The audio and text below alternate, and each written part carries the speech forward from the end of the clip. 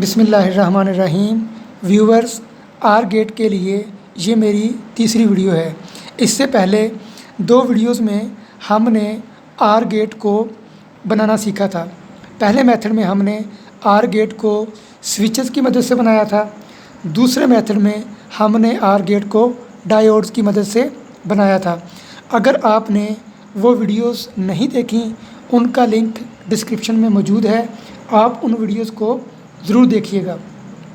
अब हम are get के बारे में डिस्कस करते हैं। इस सर्किट में हम ट्रांजिस्टर रजिस्टर का यूज़ करेंगे, इसलिए इसको TRL सर्किट कहते हैं, ट्रांजिस्टर रजिस्टर लॉजिक। इसके सर्किट डायग्राम बनाने से पहले हम इस सर्किट में जो कंपोनेंट्स इस्तेमाल होंगे उनको देख लेते हैं। इस सर्किट में 2 ट्रांजिस्टर यूज़ होंगे, 3 1K के रजिस्टर इस्तेमाल होंगे, कनेक्टिंग वायर्स यूज़ होंगी, ब्रेडबोर्ड, स्विचेस और पावर सप्लाई का यूज़ किया जाएगा। अब हम इसके सर्किट डायग्राम बनाते हैं।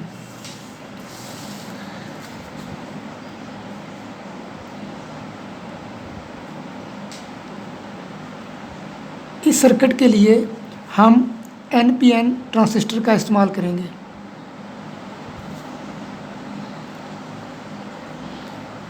ये ट्रांजिस्टर 1 है, ये इसकी बेस है, ये कलेक्टर है और ये एमिटर है। अब हम सेकंड ट्रांजिस्टर को ड्रा करते हैं।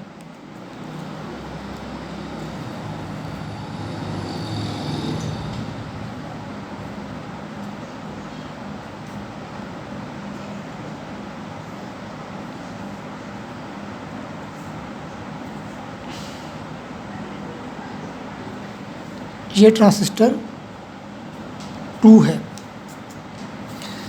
ट्रांजिस्टर के 3 टर्मिनल्स होते हैं, base, collector, emitter. Base, collector और एमिटर। अब हम इन ट्रांजिस्टर को एज ए स्विच यूज़ करेंगे। अगर आपने transistor as a switch video नहीं देखी, उसका लिंक डिस्क्रिप्शन में मौजूद है, आप उस वीडियो को ज़रूर देखिएगा ताकि आपको ट्रांजिस्टर की स्विचिंग समझ आ जाए। व्यूवर्स, जब ट्रांजिस्टर को एज ए स्विच इस्तेमाल किया जाता है, हम इसके 2 रीजन का इस्तेमाल करते हैं। एक रीजन को कट ऑफ रीजन कहते हैं और दूसरे रीजन को सैचुरेशन रीजन कहते हैं। जब ट्रांजिस्टर कट ऑफ रीजन में होता है, वो एज ए ओपन स्विच काम करता है। जब ट्रांजिस्टर सैचुरेशन रीजन में होता है, उस वक्त वो क्लोज स्विच के तौर पे काम करता है। अब हम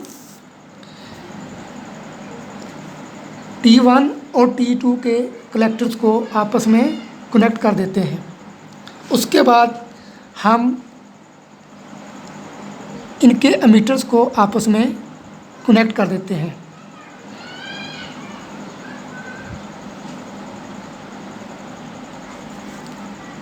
उसके बाद हम इन दोनों की बेस के ऊपर 1K का रजिस्टर लगा देते हैं।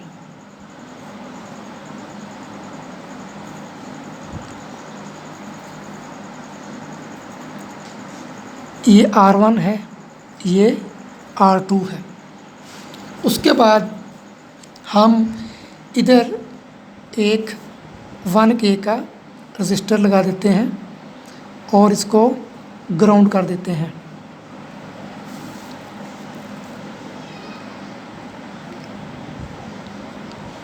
इसको R3 कह देते हैं और ये हमारी आउटपुट होगी, V आउट।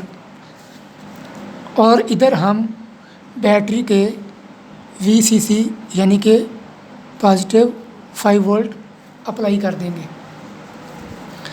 अब एक इनपुट ये बन गई और दूसरी इनपुट ये बन गई।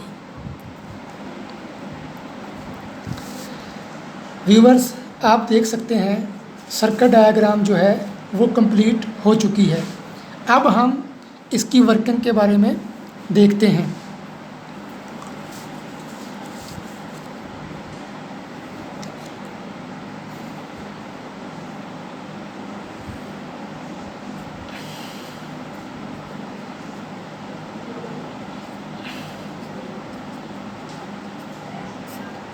ये हमारी आउटपुट जो है इसको हम सी कह देते हैं, ए प्लस बी।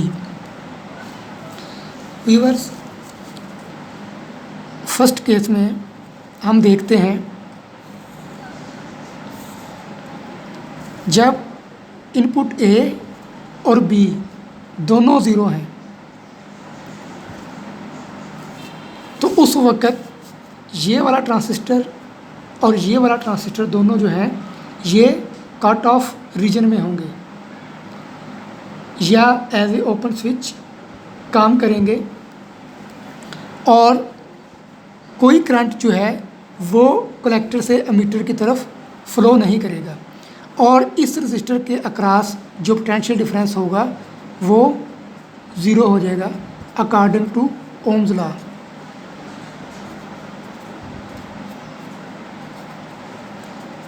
और हमारी आउटपुट जो है ये ज़ीरो हो जाएगी। दूसरे केस में जब हम ए को 1 करेंगे और बी को 0 करेंगे उस वक़्त ये वाला ट्रांजिस्टर जो है ये सैचुरेशन रीजन में चला जाएगा और ये वाला जो है कट ऑफ रीजन में ही रहेगा। लेकिन इस केस में जो करंट होगा कलेक्टर से एमीटर की तरफ वो ज़ीरो नहीं होगा। तो आप देख सकते हैं करंट इस तरह फ्लो करेगा और इस रजिस्टर में से नॉन ज़ीरो करंट गुजरेगा जिस वजह से इस रजिस्टर के अक्रॉस पोटेंशियल ड्रॉप होगा और हमारी आउटपुट जो है ये हाई हो जाएगी यानी कि 1 हो जाएगी। अब हम तीसरे केस में बात करते हैं। हम इस केस में ए को 0 कर देते हैं और बी को 1 कर देते हैं। जब हम ए को 0 करेंगे तो ये वाला ट्रांजिस्टर जो है अब कट ऑफ रीजन में चला जाएगा और ये वाला ट्रांजिस्टर जो है ये सैचुरेशन रीजन में चला जाएगा और इसी तरह इसके कलेक्टर से एमीटर की तरफ करंट फ्लो करेगा और वही करंट जो है इस रजिस्टर से फ्लो करेगा और इसके क्रॉस जो है पोटेंशियल ड्रॉप होगा और वही हमारी आउटपुट होगी। इस केस में भी हमारी आउटपुट जो है वो हाई होगी। अब हम लास्ट केस के बारे में डिस्कस करते हैं। अब हम दोनों इनपुट्स को 1-1 कर देते हैं। ए भी 1 कर दिया और बी को भी 1 कर दिया। जब हम दोनों को 1-1 करेंगे T1 और T2 ये दोनों सैचुरेशन रीजन में चले जाएंगे और कलेक्टर से एमीटर की तरफ करंट फ्लो करेगा और वही करंट जो है इस रजिस्टर में से फ्लो करेगा। अगेन हमारी आउटपुट जो है वो हाई। व्यूअर्स, आप देख सकते हैं सर्किट डायग्राम के मुताबिक मैंने सर्किट को ब्रेड बोर्ड के ऊपर लगा लिया है।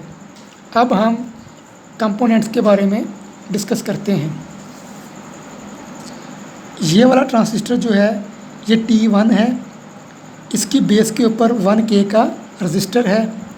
ये ट्रांजिस्टर T2 है, इसकी बेस के ऊपर भी 1K का रजिस्टर है और ये वाला जो रजिस्टर है ये हमने दोनों ट्रांजिस्टर्स के जो एमीटर हैं उनके साथ कनेक्ट करके ग्राउंड किया हुआ है और ये हमारी LED है जो आउटपुट को इंडिकेट करती है। इसके साथ 1K का रजिस्टर इसलिए कनेक्ट किया गया है ताकि ज़्यादा करंट की वजह से ये LED डैमेज ना हो। ये स्विच A है, ये स्विच B है। दूसरे लफ्ज़ों में इनपुट A है और इनपुट B है। अब हम इस सर्किट की वर्किंग को देखते हैं। पहले केस में हमने दोनों स्विचेस को ओपन कर दिया है। A भी 0 है और B भी 0 है तो हमारी आउटपुट भी 0 है। अब हम A को 1 कर देते हैं और B को 0 रहने देते हैं तो इस केस में भी हमारी आउटपुट जो है ये 1 हो चुकी है। अब हम थर्ड केस देखते हैं। अब हम A को 0 करेंगे और B को 1 करेंगे। अगेन हमारी आउटपुट जो है ये 1 है। अब हम लास्ट केस देखते हैं जब हम दोनों स्विचेस को क्लोज़ कर देंगे। इस केस में भी हमारी आउटपुट जो है वो हाई रहती है।